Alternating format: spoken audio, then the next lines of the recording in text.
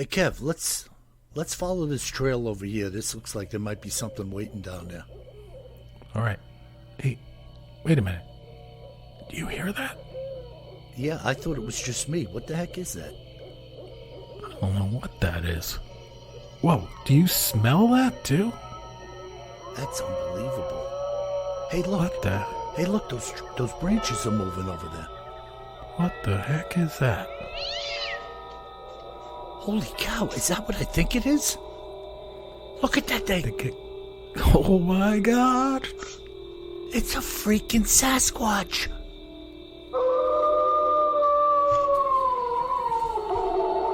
Welcome to the Bigfoot Terror in the Woods Sightings and Encounters podcast. I am your host, W.J. Sheehan. Hello, everybody, and thank you once again for joining my brother and I for what is going to be a fantastic podcast. My name is W.J. Sheehan, and if you don't know me, I have authored a series of books ongoing entitled Bigfoot Terror in the Woods Sightings and Encounters. All are available at Amazon in paperback and ebook, and volumes 1 through 7 are at Audible, iTunes, and Amazon in audio format for your listening pleasure.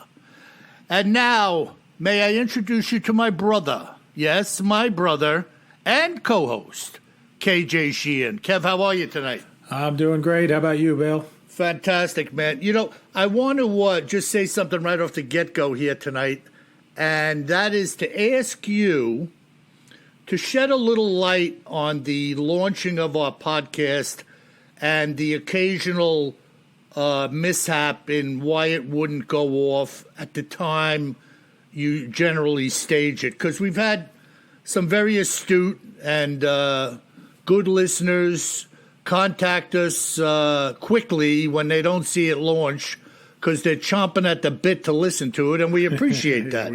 We do. But, yeah. So generally, folks, we definitely we appreciate any feedback on the podcast, and you guys give it to us, which is fantastic. And today we got some feedback that I guess was podcast 95 did not load on time like it normally does. And I told Bill once in a while, every single week, I set up the next podcast to download somewhere between 11 p.m. Eastern and midnight Eastern on Saturday night.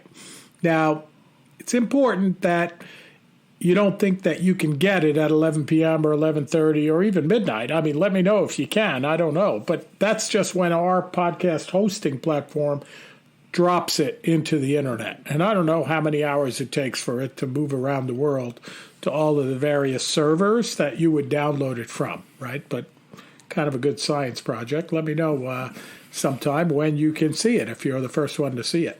But occasionally, when I set it up to drop, it doesn't drop. Everything says it's okay to go, and then the next day, it doesn't go. And today was one of those days. And usually I get up in the morning, Sunday morning, and the first thing I do is I just grab my iPhone and I try to play the podcast like all of you. And hopefully it's there. And this morning I just got sidetracked because of lots of reasons I won't go into here. But it didn't drop for whatever reason. But Bill told me, a couple of folks wrote in this afternoon. Thank you for writing in. And then I went up to our hosting platform, and sure enough, it was just stuck there. And I said, make it active right now, and it went active. So sorry about that. We actually were on time. We did publish on time, but it just didn't work. But that's okay. And of course, once in a blue moon, because of technical difficulties or sickness or computer problems, I guess that's technical difficulties too, Bill, but we miss a day or something like that, or once in a blue moon we miss a week, but that hasn't happened in a couple of years, I don't think. So but yeah, thanks for the feedback. No big deal. We were on time. We just had a little snafu.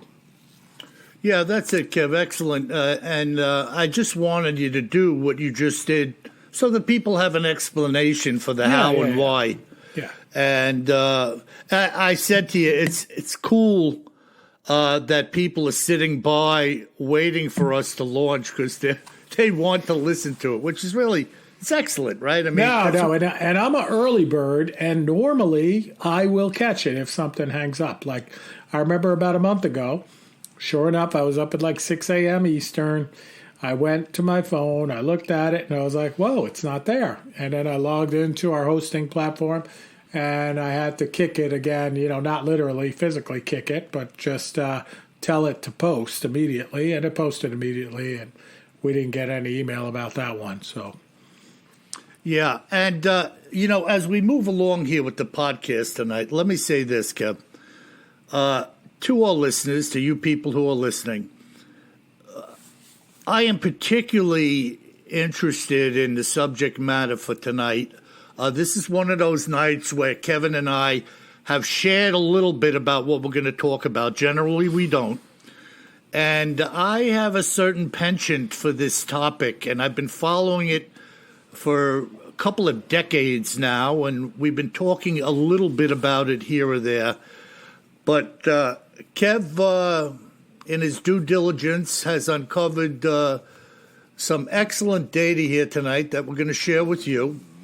And I want to open it up to Kevin now, and we're going to kick this around for a little while. This is really cool. Go ahead, Kevin. Yeah. And just to be clear to our audience, Bill, I only tell you what I'm going to talk about if I want you to watch the video ahead of time.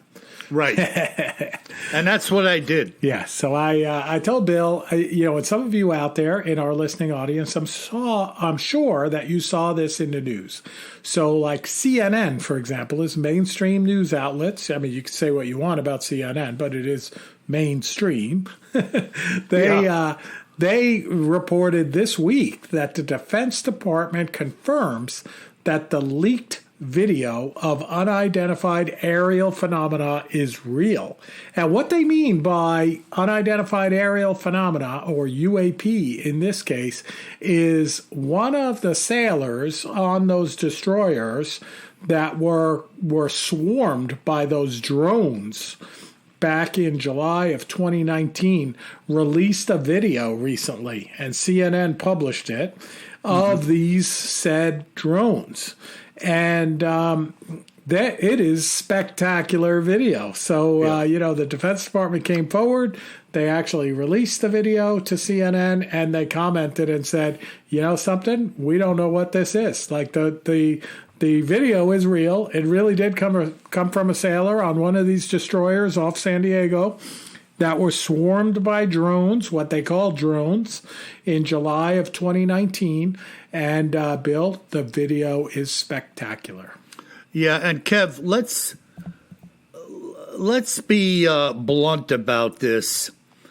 In this day and age, and I'm talking about maybe like within the past 6 to 7 years, the word drone is mismatched with what they're filming. No doubt about it. And by the way, Bill, I mean, you're into this a lot deeper than me, the UFO phenomena and that, but, they're really talking about it now as these unidentified aerial phenomena, right, or UAP, which to me is relatively new. And they talk about in this story that the Pentagon has announced that in 2020, they formed a task force specifically to look into these UAPs. Yeah, and we've been kicking this around in the UFO community for decades. They've had other entities that we know of looking into this phenomena and kind of open and shut it, trying to make it seem to the public, at least that's the way I interpreted it, that there was nothing to look for. We looked at it, we found nothing, end of story.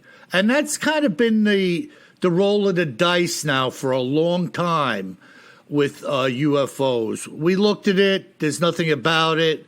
You're imagining things. It was something else. It was Venus in the sky.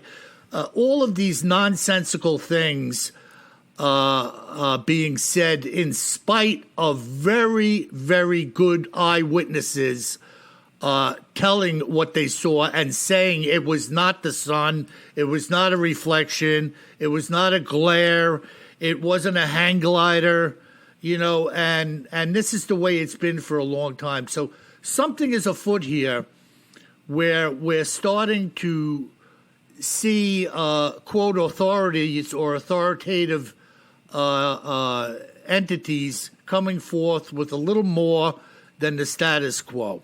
Yeah, so let's talk about this video. So this first video is a triangular object. It looks like a delta wing plane, like a Mirage fighter, if anyone out there knows what that is, but like a triangle wing craft on night vision. So it's a green screen with a glowing triangle moving around, and the triangle is flashing. Not completely on and off, but from like dull to bright, on and off, maybe in like a 1 second interval as it's moving around. And that video was taken by Navy personnel and Pentagon spokeswoman.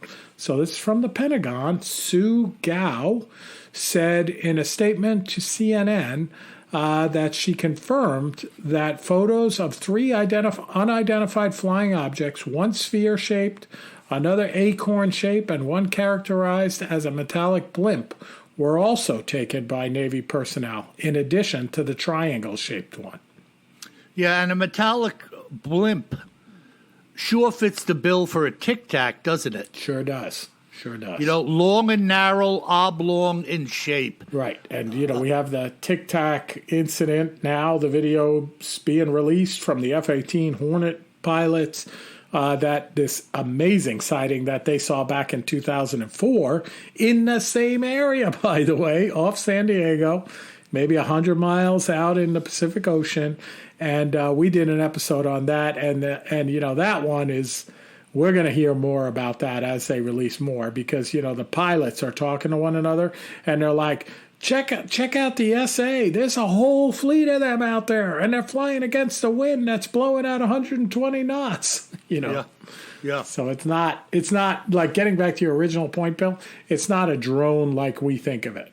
No. I mean, today we talk about drones, these little buzz bomb helicopters. They're using the term drone. I mean, let's face it, Kev.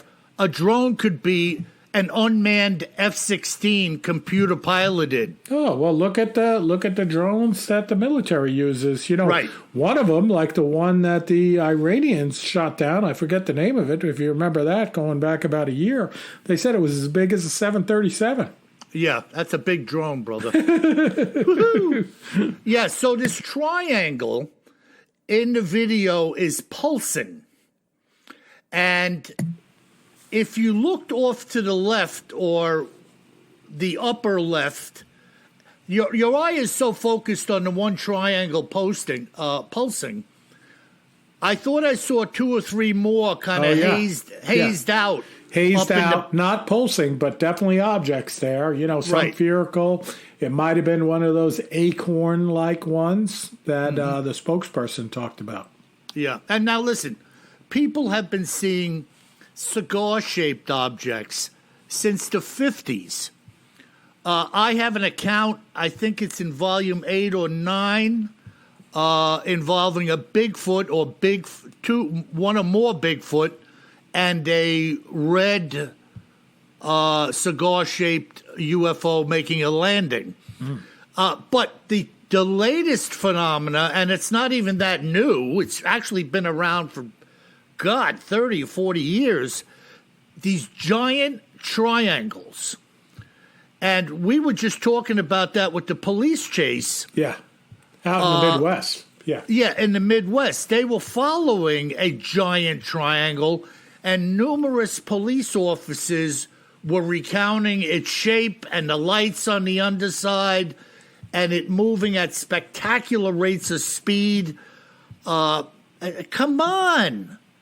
Everybody is not an imbecile and imagining all of these things that they're seeing. No, I mean, I you know me, Bill. I'm a bit of a skeptic. I'm the scientist guy, and I see this stuff and the military releasing it, and military personnel filming it with night vision cameras and stuff.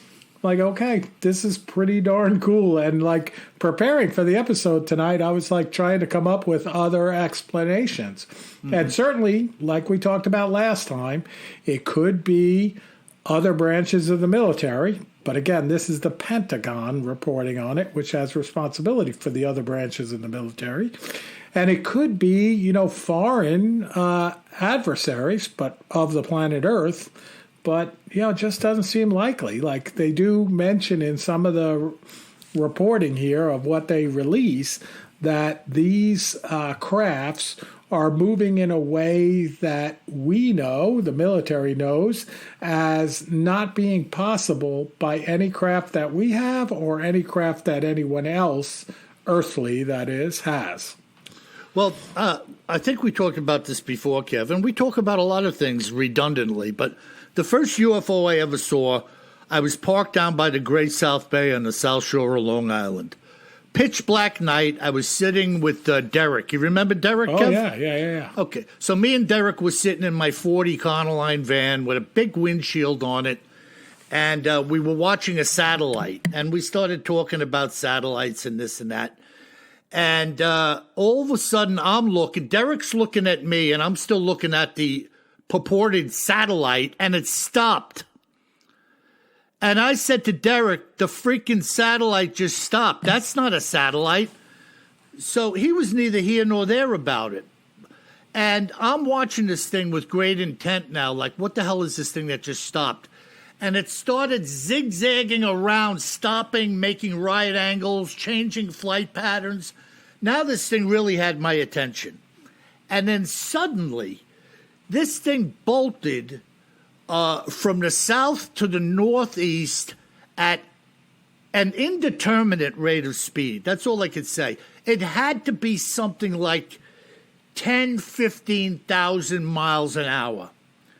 That's how fast this thing left from being in eye view out the windshield of my van up in the sky to disappearing in the northeast on a crystal clear night.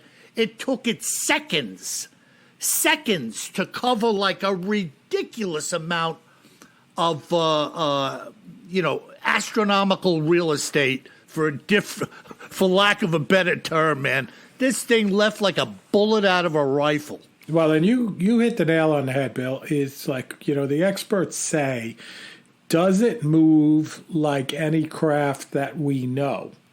And, no. Like you see, like I saw recently, I mean, I see satellites all the time. But in the last few months, the space station came across here in Raleigh, North Carolina. And it came across at like 7 p.m. This is before we changed the clocks. So, after sunset, but about 7 p.m. And it came right down our street. And this thing was so bright, it was unbelievable. But I took out my iPhone and launched a little app on it, that tells me the constellations and that. And it also will tell you when the International Space Station is coming across. And sure enough, it was tracking right on it, ISS. And I was like, oh, that's super cool. And then I heard about it on the news at night and stuff like that. But it moved in a straight line across the sky at a regular speed. It didn't do any zigzagging. It didn't stop and go back the other way. And, the UFO experts, they're kind of like, that's a good telltale sign that you're looking at something that's not an aircraft, not a satellite, etc. Not that you might see something that you think is a satellite, and in fact it's not. But if you see something that's moving across at a regular pace and then it turns around and moves back the other way, like satellites don't do that. Yeah, hello. Now, let's jump over. I hope you don't mind me popping in and out of a few of these things. Let's just jump for a minute. The one fellow was questioned in this video that Kevin's going to post from the news. He was questioned as to whether or not, like, these were the best pieces of footage they had relative to some of these UAPs. Yeah, and what did he say, Bill? He said they're the least of the bunch. The worst. And he said they had footage of UFOs or UAPs 50 feet out of the cockpit glass in some type of probably a fighter jet. 50 feet. Yeah. That's from one end of my house to the other. Yeah, yeah. I mean, what are they imagining they're seeing? Well, and they said it a while back, about the 2004 Tic Tac sighting, that they didn't release the most controversial of the videos.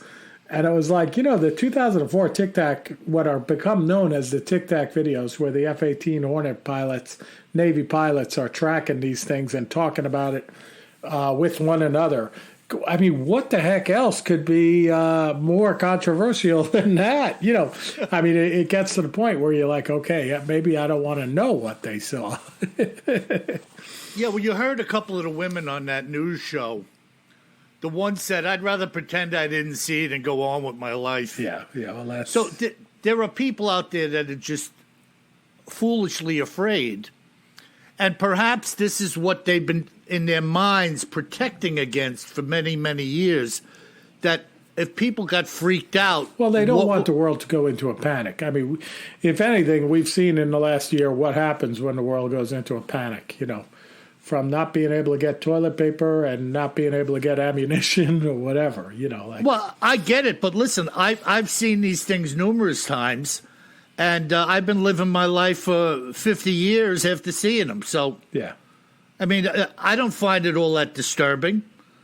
No. And, I'm a regular Joe, so, but I understand that some people may not be able to handle that. Now, let me just tell you this.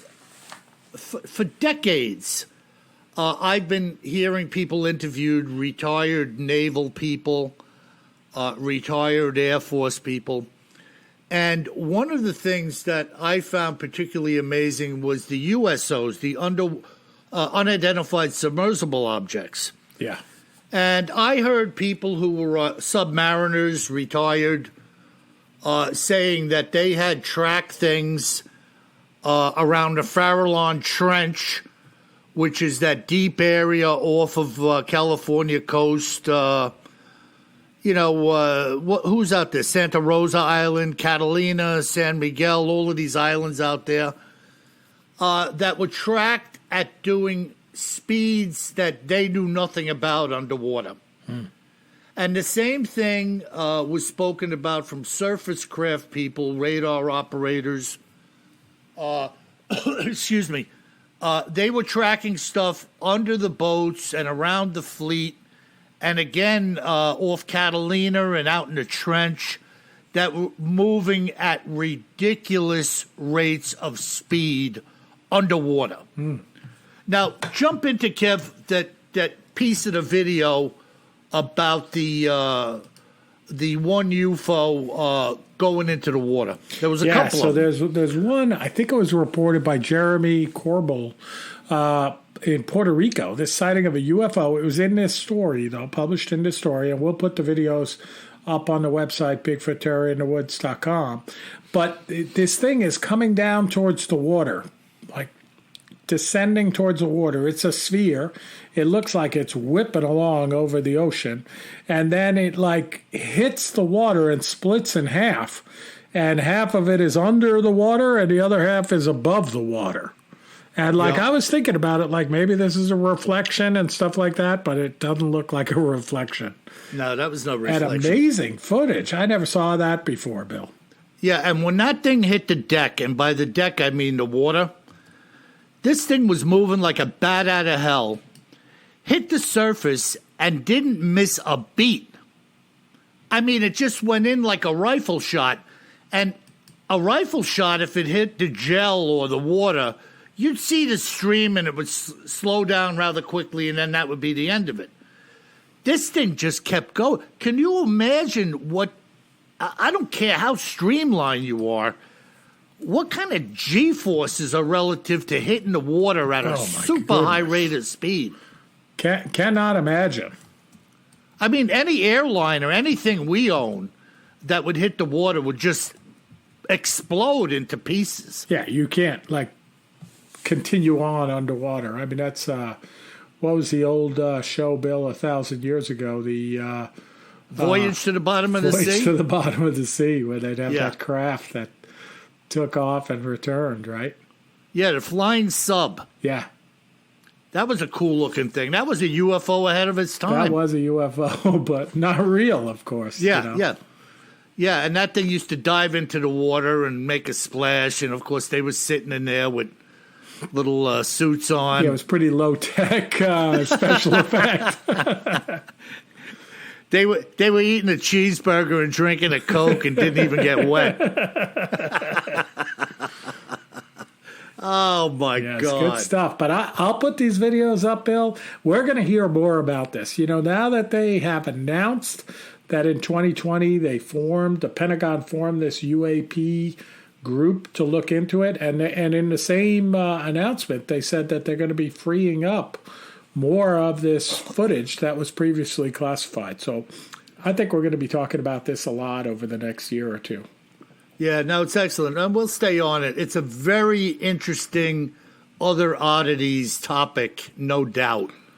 Yeah, and any of you that may be on one of these UAPs and you're listening to our podcast, because I know there's a few of you, I can commit that if you want to join my brother and sit next to him and be part of the recording, that would be fantastic.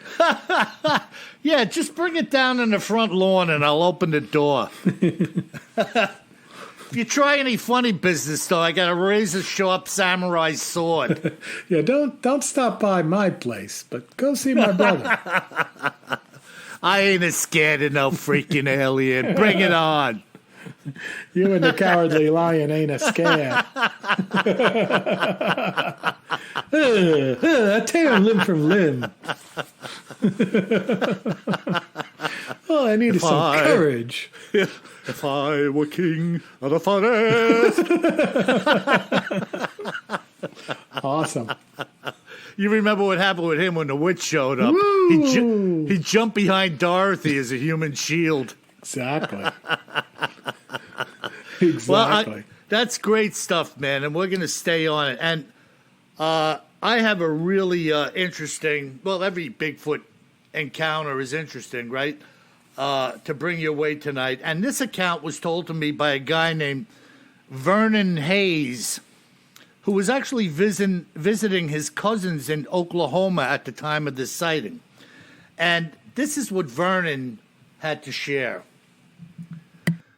As I told you, Bill, this sighting did not occur all that long ago. It happened during the summer of 2015, when I had gone to visit my cousins. One afternoon, my cousin Lewis had the idea of heading into Turner Falls in the hope of seeing some wildlife as the afternoon's light waned. Now, the strangest thing about this whole deal to me was the fact that this park was heavily trafficked, albeit not necessarily at the time of day we were going in, but there's an entry fee and a lot of people walk around in there. Don't get me wrong, it's not as though there are throngs of people walking here and there, and many of those who do come in apparently hang out by the actual falls.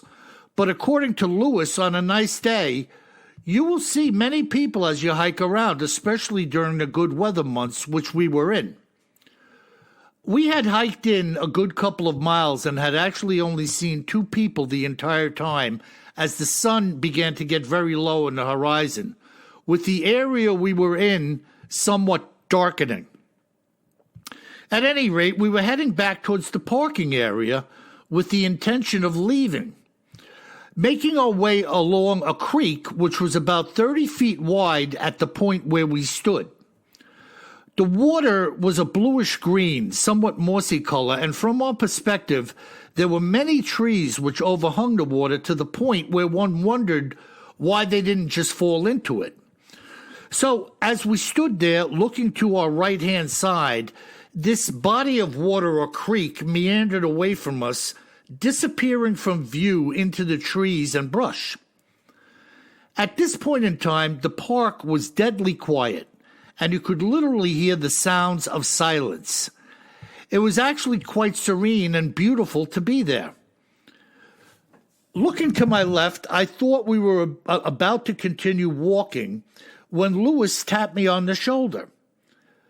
When I turned my head in response, he had his finger to his mouth, signaling to be quiet, as he then pointed to the area which this creek disappeared into the trees. As he crouched down and moved behind a tree, I followed in like fashion, and the two of us were looking where he had pointed. He said nothing. Obviously, he had seen something which I hadn't, and I was wondering what was going to pop into view. As we watched, I saw something dark brown in color flash in and out of view in the bushes, but I couldn't see enough of whatever it was to identify it. It was most definitely large, but what it was, I had no idea. Moments later, the bushes parted, and we saw this figure emerge and squat down by the creek. My heart began to race as I realized what I was seeing was a Sasquatch kneeling by the creek only 100 yards or less away from us. The creature squatted, cupped its hands, scooped water from the creek, and began to drink it. We were well concealed, but the creature was craning its neck to the left and right as it drank, and I couldn't believe we had not been spied out by it. Truth be told, it may very well have seen us and just didn't care about us being there. As it was squatting, the top of its head seemed to be some 6 feet from the ground, and the bulk of its body was more than evident to our eyes.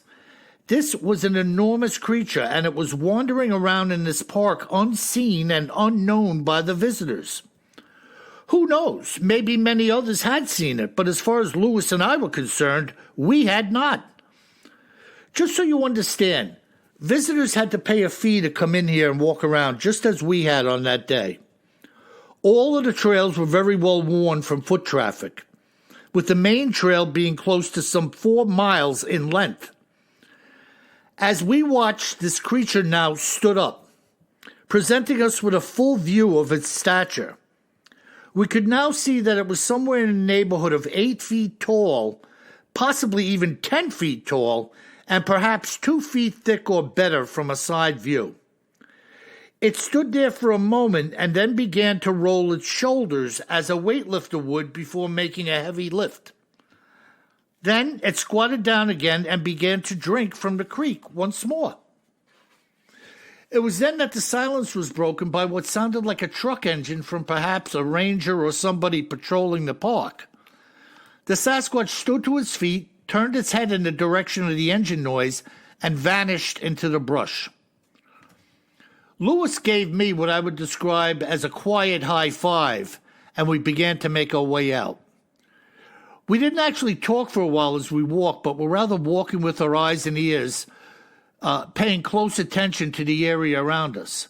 Of course, we now knew that this giant was walking around in here with us, and perhaps there were more of them, who knows? When we were well clear of the woods and felt more comfortable about our surroundings, the two of us were talking with great excitement about what we had seen by the creek. I know that I speak for both of us in saying that neither of us could wrap our minds around something that large wandering around within the park. Of course, we had no way of knowing if it was just passing through or what, but the sheer fact that it was there when we were was utterly fantastic. As we now stood by the truck, I began to tremble. I don't know if this was some type of delayed reaction or what, but I was literally shivering as though I was standing in the freezing cold with no coat on. When we got home, everyone was listening to us, but who knows what they all thought about what we were saying. One thing is for certain. We both knew what we had seen and experienced, and that is enough for me. I had heard about such sightings before, and in reality, I'm not sure what I really thought. It's like many things in life. Until it happens to you, you're a skeptic of what you're being told, or skeptical of what you're being told. But now we were counted among those who had actually seen one for ourselves. The following day, Lewis had convinced me to go back in the park with him, hoping to find some footprints or evidence in the area where we had seen it drinking. We made our way into the exact spot where it had been, and I suddenly became very afraid. I expressed to Lewis my reservations about being there, to which he said that we could stop and go back or continue forward. It was up to me. So I fought through my feelings, and we walked up the side of the creek to where this beast had been. As we got closer, we could see why this creature had come into view in this spot. All around it and leading away from it, the woods were much denser and showed no signs of humans walking. You couldn't walk through this area, which was well away from the beaten path. This thing could have been 15 feet away from where we were standing, and we would have been unable to see it. This told us that it was actually way more calculating than we had thought, choosing the path carefully where it would not be seen by a passerby. As we made our way to the spot on the shore, if you could call it that, we looked down and saw a number of large, human-like foot impressions in the moist edge of the creek's bank. It's not that we needed more proof than what we had already seen, but it was more or less an investigative confirmation, a gathering of the facts, if you will, in our own minds. We left the park that day knowing we had done our due diligence as witnesses to a Sasquatch, and it was incredible. To this day, I still ask Lewis if he has seen the beast again, to which he says no. How about that, Kev? Pretty interesting. Turner Falls, Oklahoma. I was looking it up, Bill, while you were going through it, and I was wondering how close it was to Honobia, which is, the hotbed of historical Bigfoot sightings in Oklahoma. And it looks like it's about 150 miles west of Honobia. But it does look like a beautiful and quite rural park. Yeah, and excuse me. Of course, that Honobia thing, there were people that disagree with that. It never happened. That was where the guys got attacked in that house and they were getting bombarded with rocks, right? Yeah, one of the accounts like that. So Yeah. Yeah, there's been a lot of sightings out there too in eastern Oklahoma, which is where Honobia is. And this Turner Falls looks like it's about halfway between Dallas to the south, Dallas, Texas, and Oklahoma City to the north. So kind of out there in pretty rural country, and it does look like it's quite beautiful. Certainly the images of Turner Falls are spectacular. Yeah, now, Vernon and his cousin Lewis made a good point. They weren't sure if it was there regularly or if the thing had just been passing through and stopped by the creek on its way to Honobia or something. Who the heck knows where it was going, you know? Who knows? But really interesting, when, again, a very random, extraordinary sighting wasn't planned for. That sounds like they just went there to chill out and walk around, and wasn't crowded at the time, and bing, bang, boom, here comes this thing. Yeah, relatively recently, in the summer of 2015, and this would be one of the jumbo-size hairy men, right, where they said when it was squatted down getting a drink, the top of its head was about 6 feet off the ground. Right, and then he kind of recanted a little bit, saying 8 to 10 feet standing up. Yeah. Which makes more sense to me. I think a Bigfoot, if it was squatting, would probably peel at least a couple of feet off of its height. Yep. But depending how low it was squatting, you know what I mean? Yep. But that's freaking, that's just, that stuff is off the charts, Huge critter. Yeah, and again, folks, I am contacted continually by listeners and readers of my books who report to me sightings and evidential finds, both old and new, some of their own, some within the family, some nothing was seen, but things were heard, and there was strange goings-on around their property that are contemporaneous with other sightings. And so don't be afraid. I don't bite anybody. I talk to a lot of people. Contact us at BigfootTerrorinthewoods.com. Hit the contact link. send me an email, and I'll probably be touching base with you. Very cool. Yep. All right, Kev, so that's it. What do we got from our listeners? It's a great account, Bill. Thanks for sharing that one. Bigfoot in Oklahoma. Oklahoma. Yeah, and of course now we still have the bounty out there for the Bigfoot body, right? Put in place by the State House of Representatives, as I recall, in Oklahoma.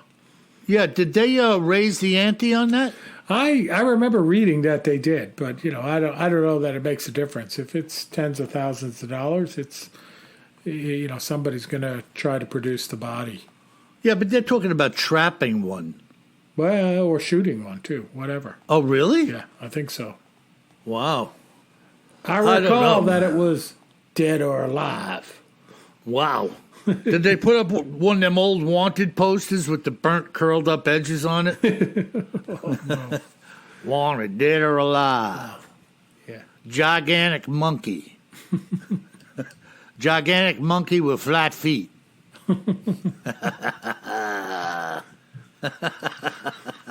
and stinky. And smells like your underarms. Oh.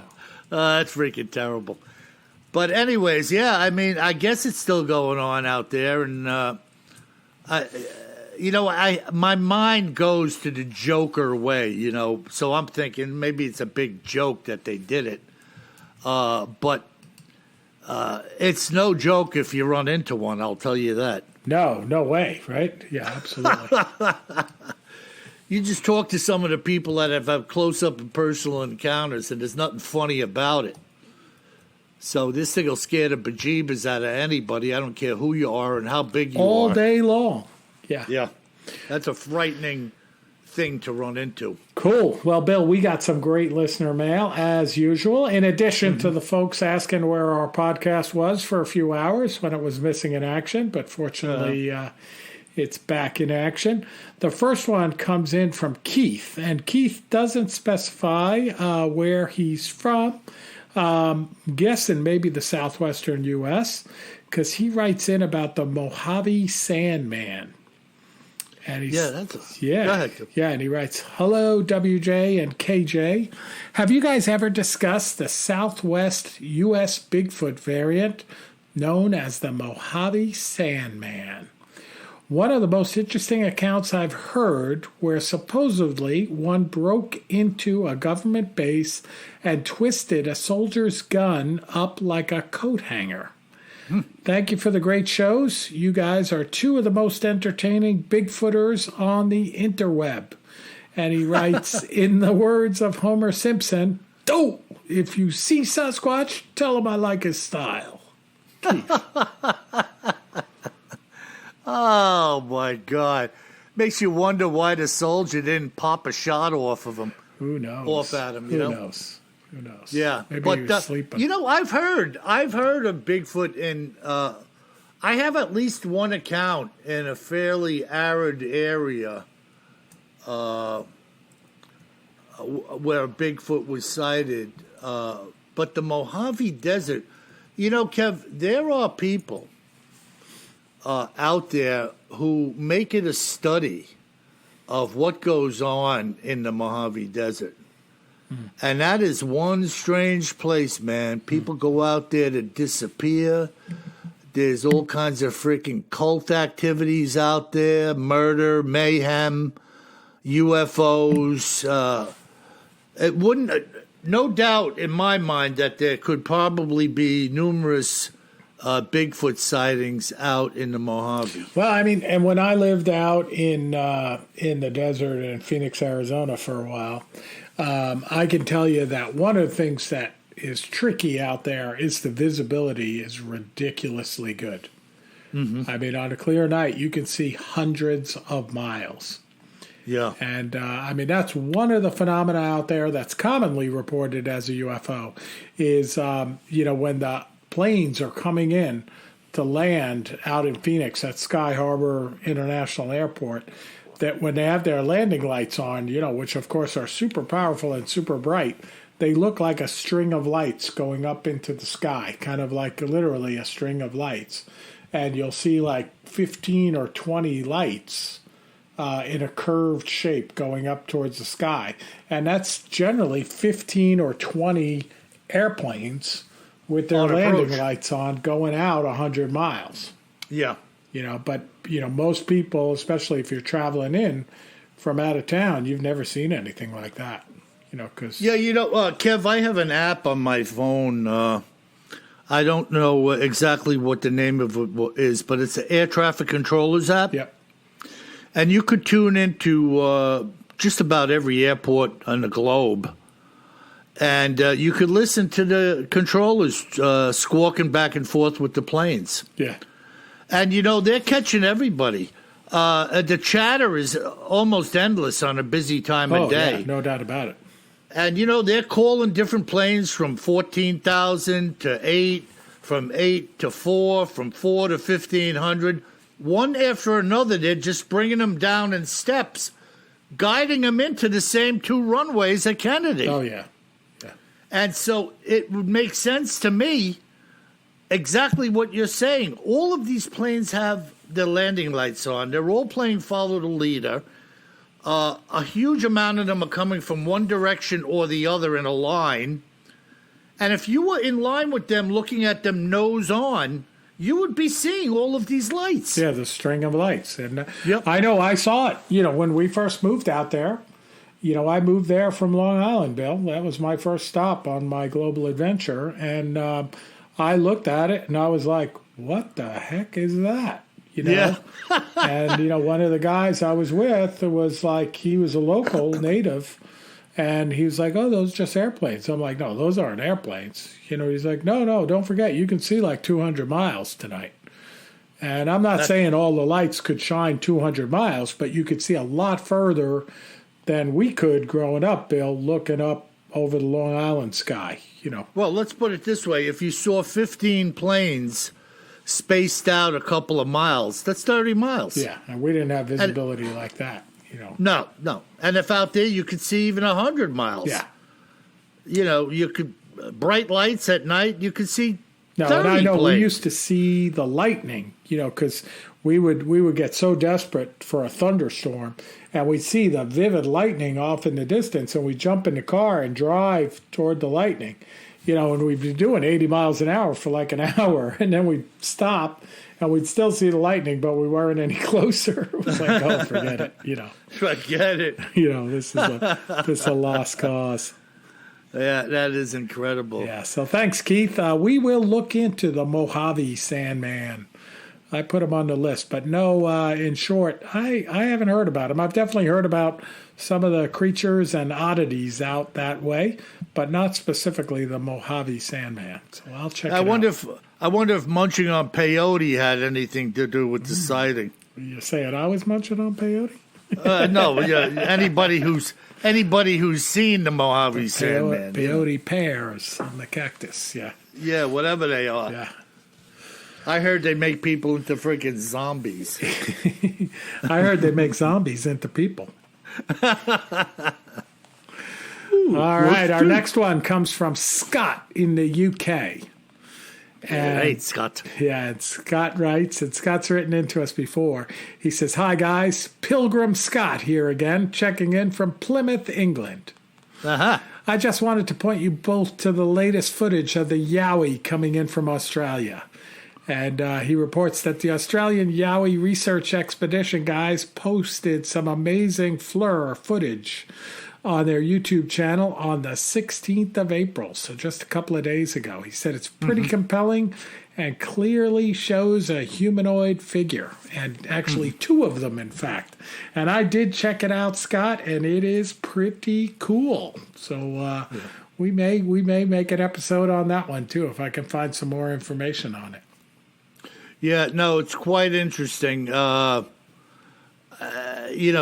a good guy, and we have all of these beat reporters out there taking it upon themselves to really be a viable part of our audience by sending us things, by chatting with us, and listen, don't get discouraged, man, because the more the merrier. We're all about getting info from people around the planet about the subject matter that we're digging into and sharing. So do not be shy. Continue to beat the bushes. Continue to start the conversation. And continue to contact us. Absolutely. Stay in touch. This podcast is only as good as the info we get from all of you out there in the listening audience. And we get a lot of info, and we cherish it. It's great to hear from you, and great to hear the tips, too. As you all know, I do go and look into some of the tips that you provide, because they're pretty interesting stuff. Absolutely. Cool. All right. Our last letter for tonight, Bill, comes in from Charles from Alaska, one of my favorite places. And Charles writes, "Greetings. I am a teacher/school counselor in a very remote village called Pilot Station, Alaska. One must fly here, for there are no roads, only mile after mile of very rugged mountains and tundra. I have read your 8 books and seem to really enjoy every moment while doing so. I'm teaching middle school at this time, and I've read some of the softer stories to them." Chicken. "People here have spotted Bigfoot as well as I. I saw it from about a half a mile distance on this old shut-down airport, moving very fast. I tried to get closer to it, but its athleticism is unreal. I saw it moving across this baseball field in at least 3 feet of snow with ease, and then smoothly jumped over the right field fence as if it were not there. I believe it was a teenage Bigfoot, tall and much thinner than the stories one reads about." Sounds like a movie. I Married the Teenage Bigfoot. And by the way, Charles, I can run through 3 feet of snow like a gazelle, buddy. Yeah, all 6 feet. 2 strides, maybe 3. And then Charles writes, "Do you have any other books, stories that are published? Again, your writing is most enjoyable to read. It seems Bigfoot can be extremely dangerous. My wife and I walk each day on this very nice 3-mile road to the new airport each morning. At this time, I have no firearm, but intend to get a high-powered .44 soon." 44, brother. Charles, you should have a sidearm or a rifle if you're walking around rural parts of Alaska. Yeah. Come on, man, please. Jeez. You know, if we hope to hear from you again, buy a gun. You're not at the top of the food chain in Alaska. Yeah. Yeah, you know, and by the way, I will be in the process of trying to contact Charles, so if you're listening, Charles, just remember, folks, if you're trying to get a hold of me, you know, different strokes, different time zones, different working schedules.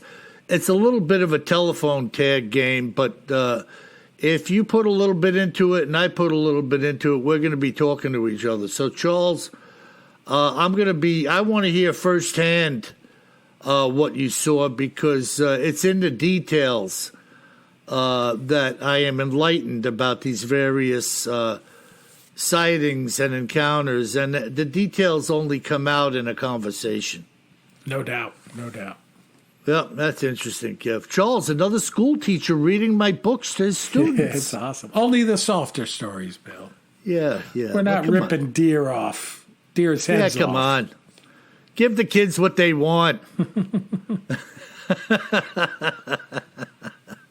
That is awesome. Good so stuff. That's a wrap. That's it, bro? That's it, man. That's it for tonight.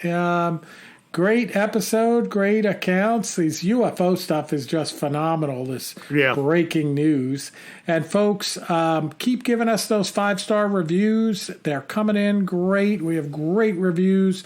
Listenership keeps growing every week, and virtually the only way we have to attract new people to the podcast is by you giving us those 5-star reviews. So even if you've given us one before, give us another one if it's been a while. And if you happen to be one of the rare folks that gave us a bad review, maybe you didn't like the sound of my brother's voice or something like that, and now you like it more, or even if you don't like it more, give us a 5-star review.